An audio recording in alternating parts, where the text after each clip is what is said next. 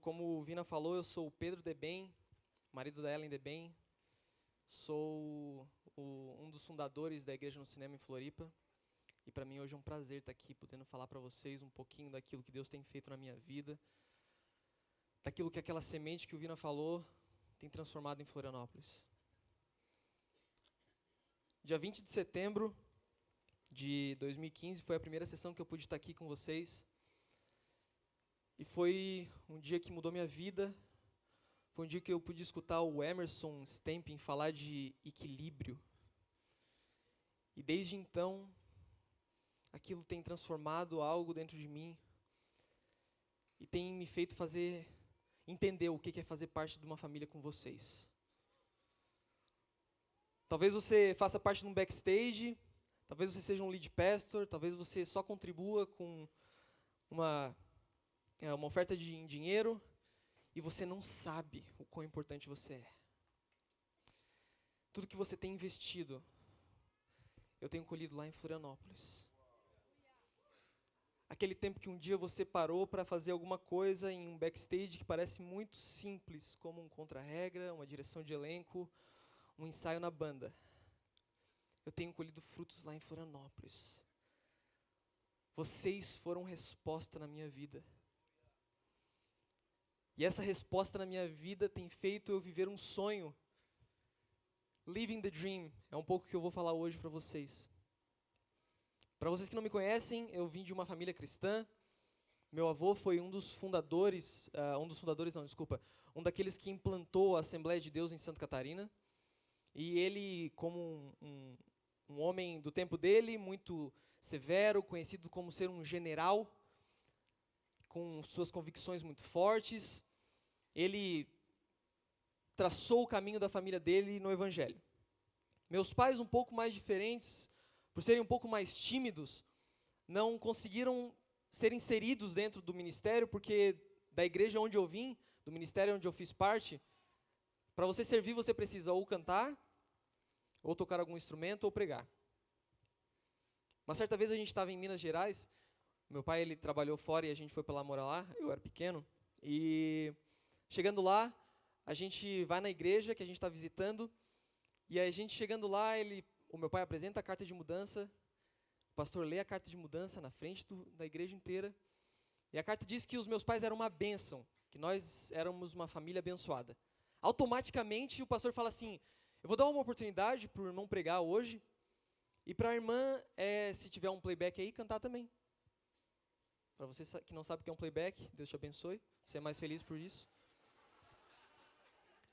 E meus pais ficaram muito constrangidos, eles ficaram quietinhos lá. Não, muito obrigado, não, muito obrigado, a gente não faz parte disso.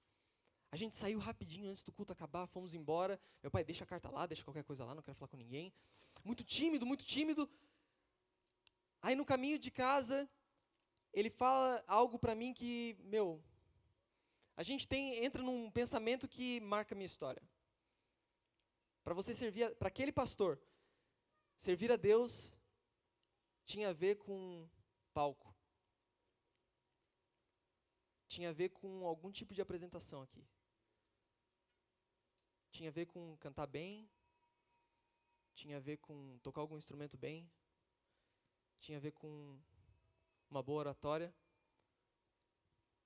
Isso já bastava. E o meu destino estava fadado a isso. Eu não sei tocar nenhum instrumento, mal eu sei bater palma no ritmo. Eu com certeza não sei cantar, vocês conseguem escutar pela minha voz. E até então eu nunca tinha pregado. E apesar de eu ter um anseio muito grande de fazer parte daquilo, de poder servir, eu era muito frustrado. Porque eu não podia servir. O sistema me oprimia ao ponto de eu chegar em casa e falar, que pena que eu não posso fazer nada para a igreja. E esse pensamento trabalhava dentro de mim um cara frustrado, cansado, sem paixão, sem prazer, sem motivação para fazer aquilo que eu imaginava que seria cristão. Aí, tempos depois, fazendo parte da mesma igreja, agora em Florianópolis, já casado com a Ellen, Um dos meus amigos, que também é um dos fundadores da Igreja no Cinema, o Ales Moraes, lead pastor, ele vai fazer uma pesquisa na internet e procura por Karl Marx. E antes que ele termine de escrever Marx, escreve uma opção, sabe, no YouTube? Karl Dietz, Igreja no Cinema.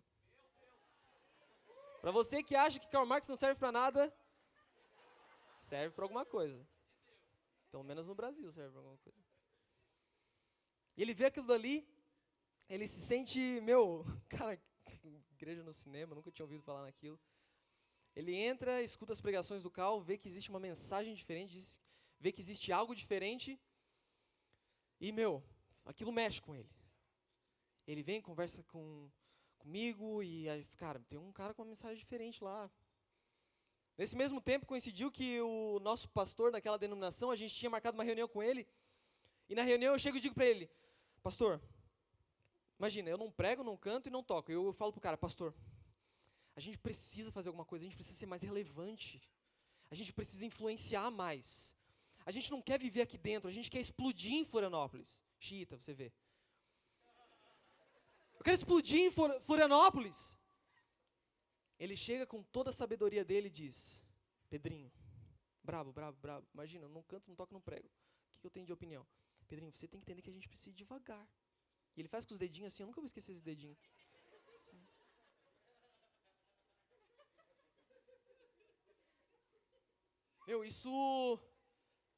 Isso muda a minha história. Como é que o cristianismo faz com que eu queira fazer mais e o sistema diz, não, vai devagar. Você não precisa impactar uma cidade. Você não precisa impactar nada. Aí, dia 6 de setembro de 2015, o Cal, conversando com o Ales, decide que vai para Florianópolis.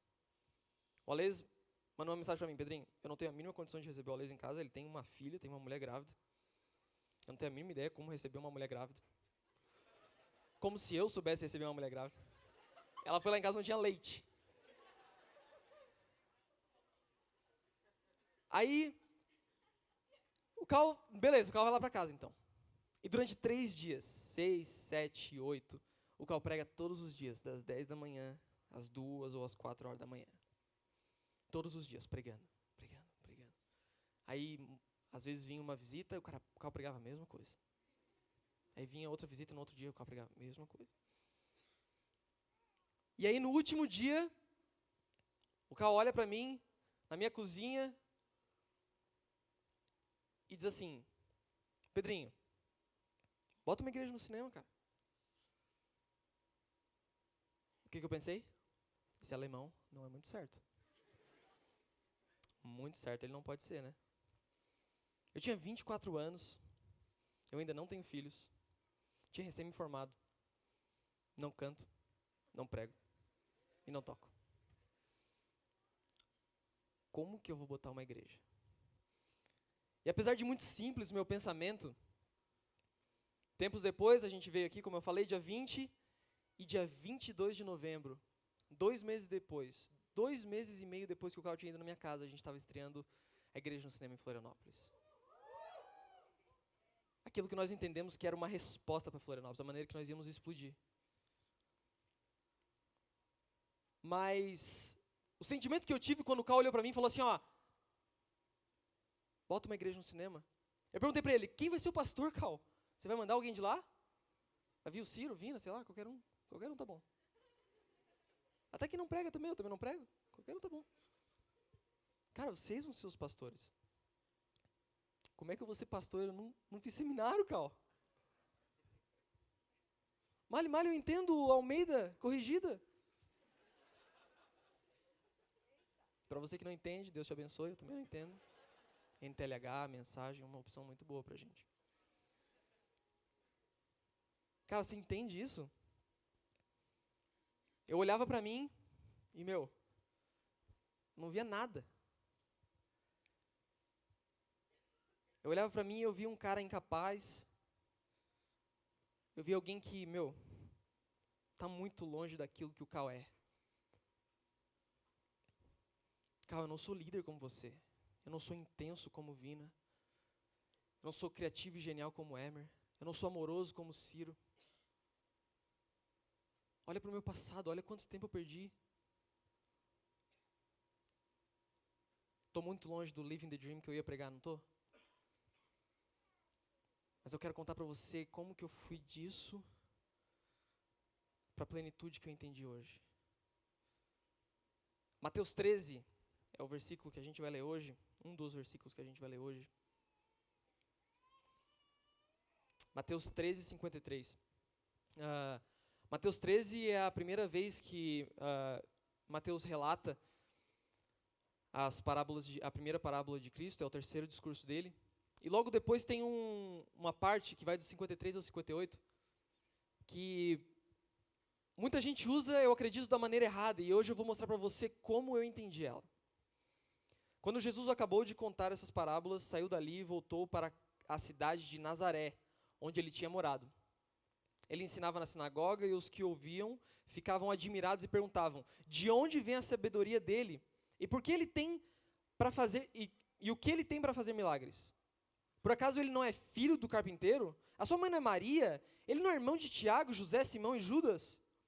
Todas as suas irmãs não moram aqui? De onde é que ele consegue tudo isso? Por isso ficaram desiludidos com ele.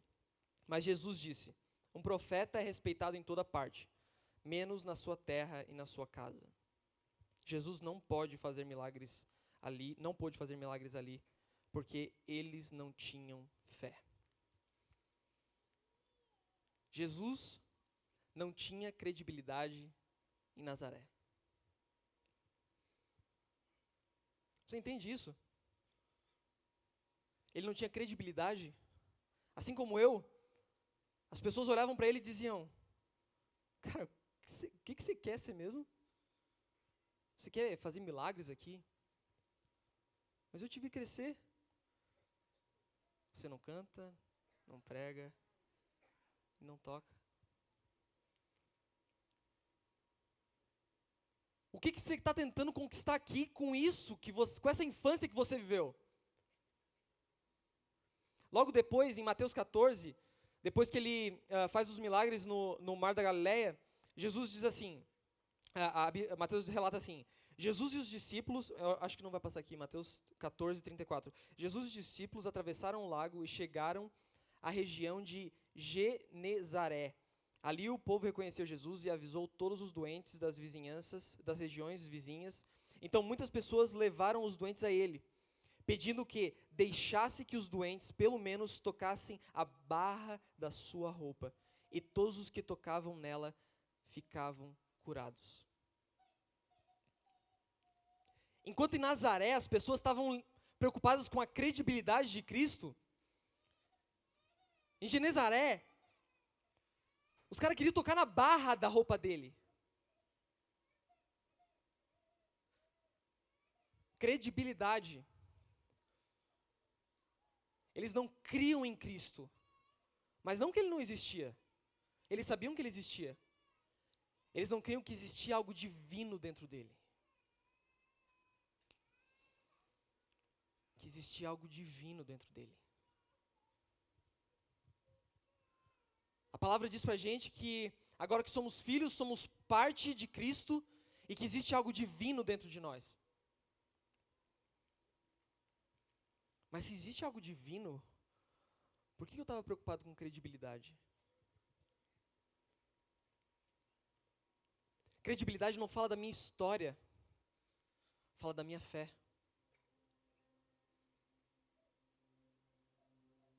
Credibilidade é algo muito intenso. Porque se você conhece alguém hoje, você vai conseguir contar mil virtudes. Se você é um pouco pessimista, talvez vai contar só uma. Mas se você passa a conhecer a pessoa um pouco mais, ela vai perdendo credibilidade, não é? Você vai parando de crer nela. Aí você sai de Genezaré e volta para Nazaré. Aquela pessoa que um dia era um líder, o Cal que um dia foi um líder para você, uma pessoa virtuosa, que existia um propósito dentro da vida dele, que você estava disposto a olhar para a mesma visão, para o mesmo propósito, Você já olha para ele hoje e diz, cara, meu, o Cal não é bem assim. Cara, Pedrinho, você não conhece o Cal.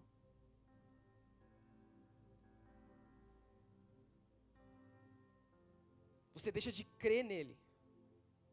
Você deixa de encontrar algo divino dentro dele.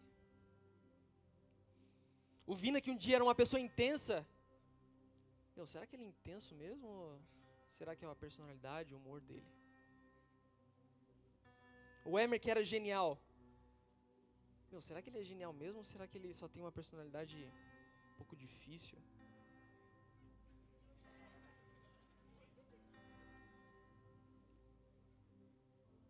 Quando eu falei as virtudes dele, você talvez escutou isso e falou assim, cara, que puxa saco.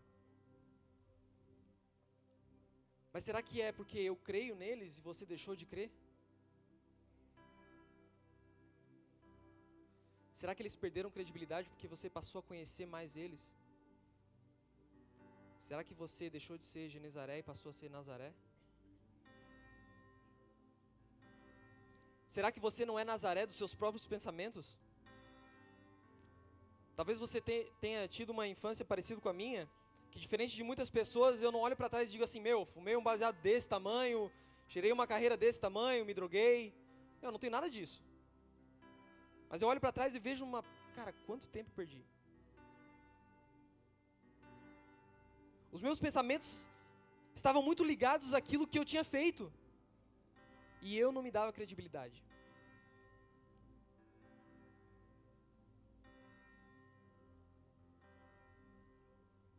Eu preciso crer naquilo que existe de divino dentro de mim. Naquilo que existe de divino dentro de cada um de vocês. A partir do momento que você perde credibilidade, você deixa de operar milagre.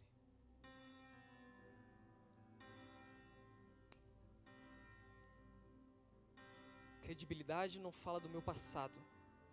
Credibilidade fala da minha fé. Pedrinho, estou entendendo. Eu preciso muito realmente crer. Eu entendo isso. E foi o que eu entendi. Mas mesmo assim, quando eu entendi isso, que eu não precisava mais ligar para o meu passado, o que eu fiz? Eu olhava para eles. Eu olhava para o Cal, para o Vina, para o Ciro, para o Emer. E eu não encontrava aquilo que eles tinham em mim.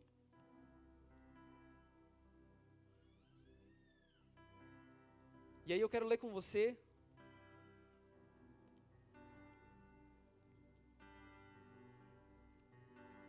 uma passagem que está em João 21, 15 até o 22. Aqui em João 15, Jesus ele tinha vivido já entre nós, ele já tinha morrido, ressuscitado, e ele ia visitar os discípulos 3 vezes. E na terceira vez,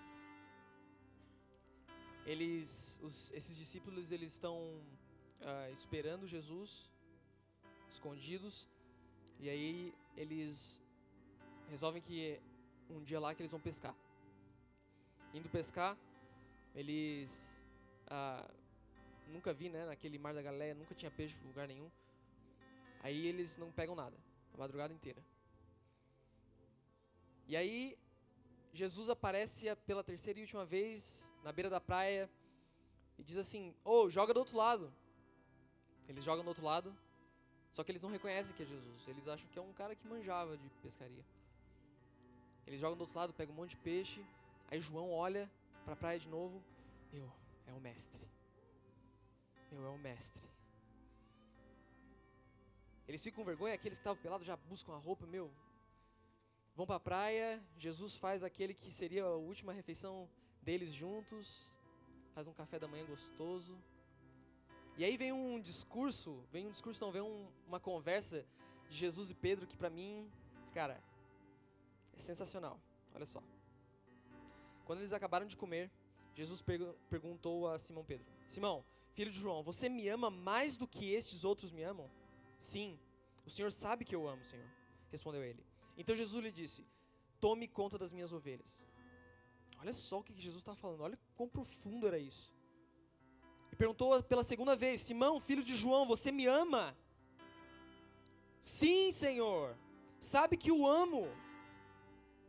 Pela terceira vez ele pergunta, e ele diz: tome conta das minhas ovelhas. Pela terceira vez ele pergunta: Simão, filho de João, você me ama? Então Pedro fica triste por Jesus ter perguntado 3 vezes: você me ama? O Senhor sabe de tudo, e sabe que eu o amo, Senhor.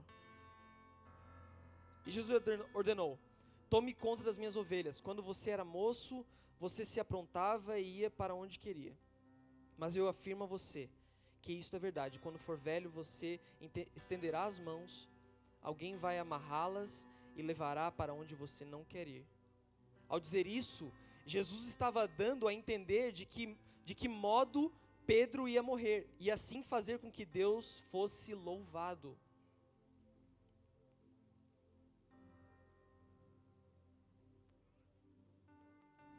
Então Jesus disse a Pedro: venha comigo. Então Pedro virou para trás e viu o discípulo de Jesus, viu o discípulo que Jesus amava. Esse é João falando dele mesmo. Este era o mesmo que estava do lado de Jesus durante o jantar da Páscoa, o que havia chegado perto dele e perguntado: Senhor, quem é o traidor? E Jesus disse, e o Senhor a respeito desse disse: se eu quiser que ele viva... Desculpa, pessoal. Quando Pedro viu aquele discípulo, perguntou a Jesus: o que diz, Senhor, a respeito deste aqui? Jesus respondeu: se eu quiser que ele viva até que eu volte, o que é que você tem com isso? Venha comigo. Pedro e Jesus, eles estão tendo uma conversa. Jesus pergunta 3 vezes. Então, depois de perguntar as 3 vezes, Pedro vê que Jesus diz para ele como ele iria morrer. Então Pedro fica indignado com aquilo. Olha para João e diz: e ele? E ele, Jesus? Você está falando para mim que eu tenho que cuidar das tuas ovelhas, que eu tenho que cuidar das tuas ovelhas, que eu tenho que cuidar das tuas ovelhas, e que eu vou morrer, e ele?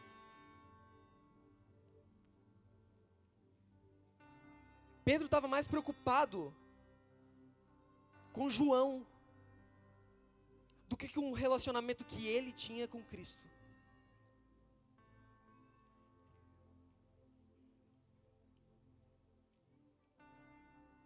Você consegue me ver nisso? Dentro de mim existia um sentimento que dizia: você é a resposta para Florianópolis.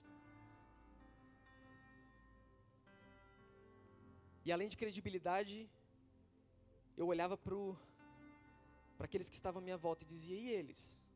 Olha o que eles têm. Olha o que eles têm, Deus. Eles têm liderança, eles têm amor, eles têm carinho, eles têm genialidade, eles têm intensidade. E eu? E eles?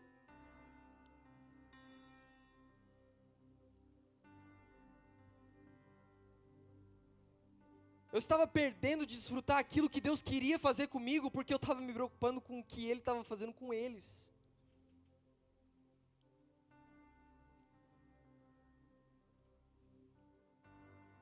Eu vivia mais comparação do que realmente aquilo que Ele tinha me revelado. Jesus está dizendo para Pedro: cara, tu vai cuidar das minhas ovelhas e tu vai morrer, mas na tua morte Deus vai ser glorificado. Olha a revelação disso. Mas a primeira coisa que Pedro faz é olhar para o lado.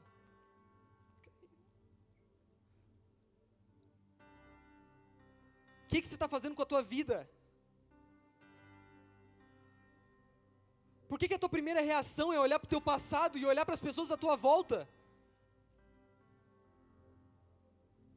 Se o que existe de divino dentro de você é que faz com que você transforme a vida de pessoas, e que as pessoas à tua volta não vão dizer quem você é, porque você é algo único. Aquilo que existe dentro de você, ninguém aqui nessa sala tem. Você entende isso? Cristo está querendo olhar para ti e dizer: eu quero ter um relacionamento contigo, E o que a gente vai fazer junto, na tua morte Deus vai ser glorificado. Na tua vida Ele vai ser glorificado. E você precisa parar de olhar para o lado e olhar para o teu passado e dizer: eu não tenho credibilidade. Olha quanto tempo eu perdi. Eu não tenho o que eles têm. Você não tem o que eles têm. Porque você tem algo muito melhor. O que existe dentro de você é a resposta para o lugar onde você está. Onde ninguém aqui vai alcançar, a não ser você.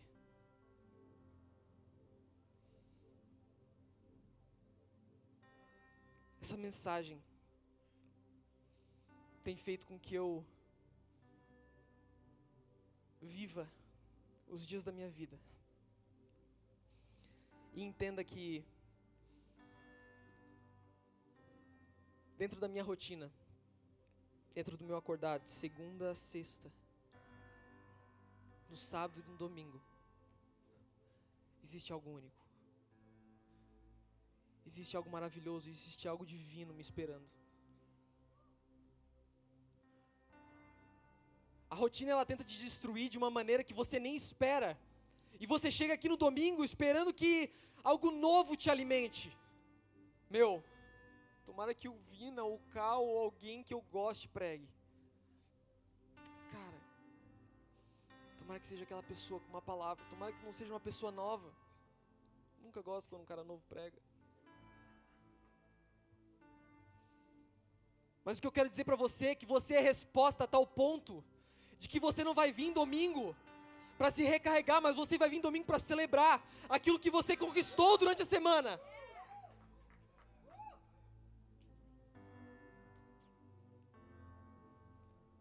E para viver esse sonho que eu vivo,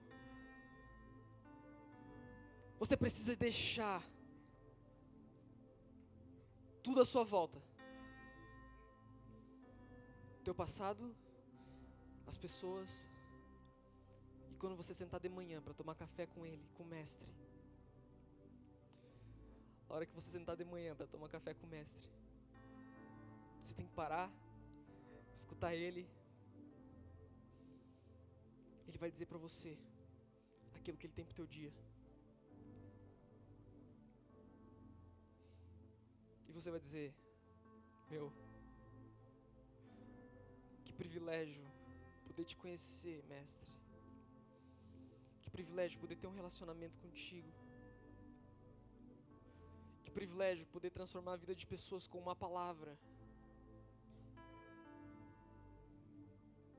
E entender que dentro dessa mensagem existe mais do que uma aparência,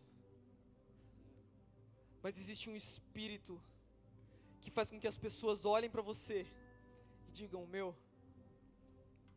eu preciso mais disso. Eu preciso disso que aquele gordinho lá está pregando.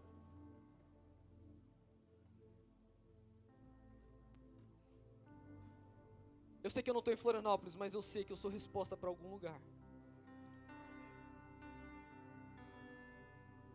Você é essa resposta. Dentro de você existe algo vivo. E no espírito que eu creio, eu sei que essa manhã ele já sentou, já tomou café contigo, e ele já te disse aquilo que ele queria fazer. Ele já te revelou aquilo que ele quer fazer com você durante a semana. E eu quero declarar sobre a tua vida que essa semana vai ser uma semana sobrenatural, onde você vai reconhecer aquilo que ele tem para você, e você vai parar de olhar para o lado, você vai parar de olhar para trás, e você vai passar a crer. Você é a resposta. E eu digo isso com todas as palavras, porque assim como eu comecei, eu quero terminar dizendo que você, independente de como você contribuiu nos backstages, independente de como você contribuiu um dia com uma pregação, um dia nos backstages, um dia com uma oferta, um dia com uma honra, qualquer maneira que você pôde. Você foi resposta na minha vida. Eu vivo reflexo daquilo que um dia você pensou ser insignificante aqui dentro. Daquela manhã que você acordou um pouquinho mais cedo. Daquela manhã que você teve um pensamento e achou, isso é insignificante, isso não significa nada para Deus. Você foi a resposta na minha vida. Você fez com que eu vivesse o sonho de entender o meu propósito, além do que a vida me proporcionava, além do que um sistema opressor me proporcionava. Você foi resposta na minha vida. E eu quero terminar dizendo muito obrigado, porque eu nem te conheço e eu te amo. E eu quero te dizer que aquilo que você plantou em mim, eu tenho plantado em outras pessoas em Florianópolis. E isso tem transformado a vida delas. E que você já faz parte de uma revolução nacional. Nós viveremos um tempo de pessoas maduras, plenas, santas, puras, independente daquilo que elas fazem, porque elas entendem um propósito. Amém. Obrigado, pessoal.